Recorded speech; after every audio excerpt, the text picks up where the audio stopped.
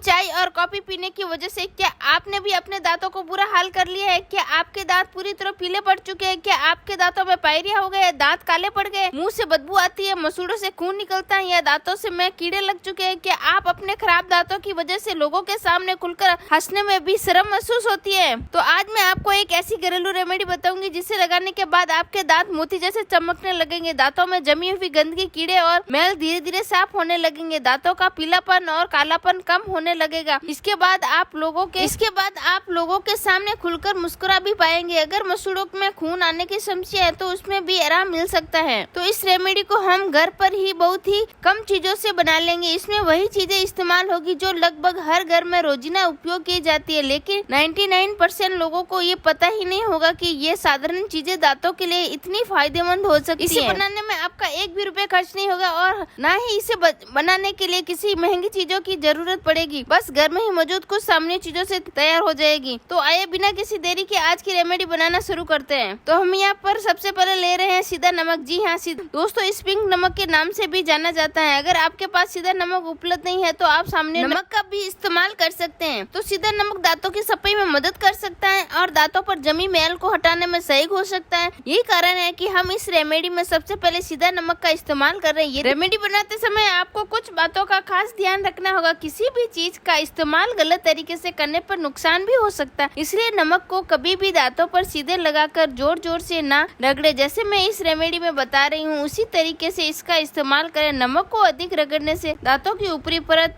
को नुकसान पहुंच सकता है, इसलिए इस वीडियो को बिना स्किप किए आखिर तक जरूर देखें ताकि आप रेमेडी बनाने और इस्तेमाल करने का सही तरीका जान सकें। अब आपको एक साफ बाउल लेना है, उसमें 1 चम्मच सीधा नमक डाल दीजिए। ध्यान रखें नमक ज्यादा नहीं डालना, सिर्फ 1 चम्मच ही लेना है। अब हम इसमें दूसरी सामग्री डालेंगे जो है हल्दी। जी हाँ, वही हल्दी जिसका इस्तेमाल हम रोज अपने घर में करते हैं। बहुत से लोग नहीं जानते कि हल्दी में ऐसे गुण होते हैं जो मुंह और मसूड़ों की सफाई बनाए रखने में मदद कर सकते हैं, इसलिए हम इस रेमेडी में हल्दी का भी इस्तेमाल कर रहे हैं। भले ही हल्दी का रंग पीला है, लेकिन इसका इस्तेमाल लंबे समय से पारंपरिक रूप से मुंह और मसूड़ों की देखभाल में भी किया जाता है। ये दांतों की सफाई बनाए रखने में मदद कर सकती है और मसूड़ों को स्वस्थ रखने में सहायक हो सकती है। अगर मसूड़ों से हल्का खून आने लगे समस्या हो तो उसमें भी कुछ राहत मिल सकती है। हल्दी में ऐसे गुण पाए जाते हैं जो छोटे छोटे घावों को देखभाल में भी सहायक माने जाते हैं। हल्दी में प्राकृतिक एंटीऑक्सीडेंट गुण पाए जाते हैं। इसके साथ ही इसमें मैग्नीशियम, आयरन, पोटेशियम और थोड़ी मात्रा में विटामिन सी जैसे पोषक तत्व भी होते हैं। यही कारण है कि हल्दी का इस्तेमाल पारंपरिक रूप से मसूड़ों और मुंह की देखभाल में भी किया जाता है। यहाँ पर आपको हल्दी ज्यादा नहीं लेनी है, सिर्फ एक छोटी सी चुटकी या 1 छोटे चम्मच से भी कम हल्दी लेनी है। मेरे चम्मच भी छोटा है इसलिए उसमें भी कम हल्दी डालें। अब इन हल्दी को सीधा नमक के साथ डालकर अच्छी तरह से मिक्स कर लीजिए। अब इसे अच्छी तरह मिलाते रहिए जब तक नमक और हल्दी आपस में पूरी तरह मिल ना जाए और मिश्रण एक जैसा ना दिखने लगे। कुछ इस तरह इसे अच्छी तरह मिक्स कर लीजिए। जैसे आप इसे अच्छी तरह से मिलाते जाएंगे आप देखेंगे कि इसका रंग भी धीरे धीरे एक जैसा होने लगेगा। जब मिश्रण पूरी तरह से अच्छी तरह मिल जाए और इसका रंग समान दिखाई देने लगे तब आप इसे मिलाना बंद कर सकते हैं। अब हम इसमें तीसरी सामग्री डालेंगे जो है इस रेमेडी की सबसे महत्वपूर्ण सामग्री। इसे आप इस रेमेडी का सीक्रेट सामग्री भी कह सकते हैं। पारंपरिक रूप से इसका इस्तेमाल दांतों और मुंह की सफाई के लिए भी किया जाता है।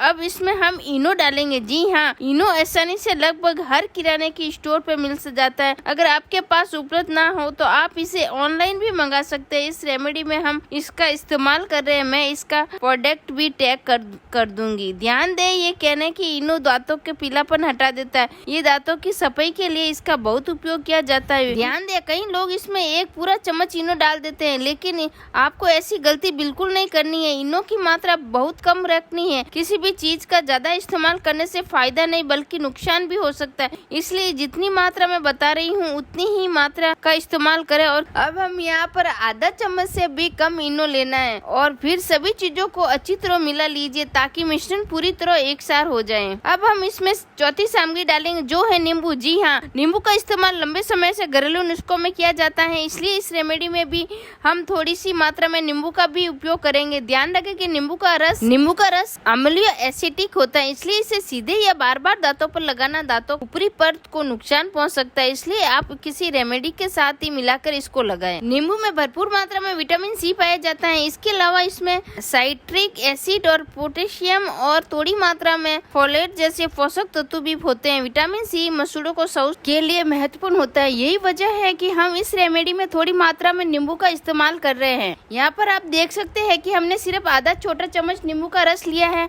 अब इसे इस मिश्रण में डाल दीजिए और फिर सभी सामग्री को अच्छी तरह से मिलाएं ताकि ये एक साथ पेस्ट बन जाए।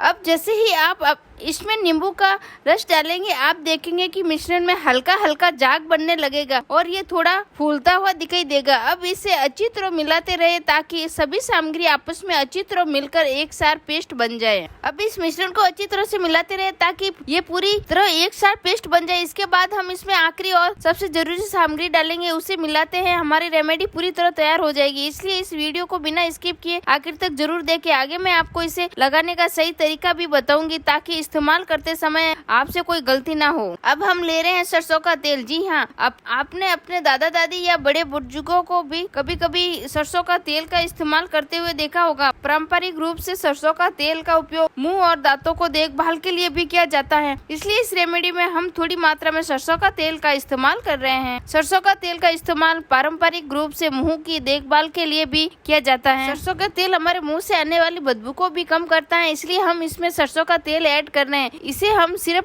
आधा चम्मच ही ऐड करेंगे और फिर इसे अच्छी तरह से मिला देंगे। अब हमारी रेमेडी पूरी तरह बनकर तैयार हो गई है।